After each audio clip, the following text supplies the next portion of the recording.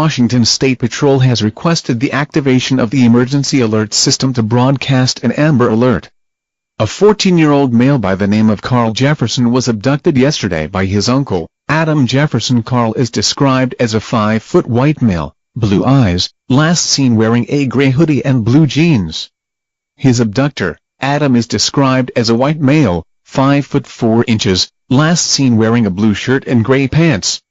Both parties were last seen in the community of Marshall. If you have any information about the possible location of Carl, please call 360-596-4000. If you spot the child or suspect, call 911 immediately. Do not approach the child or suspect.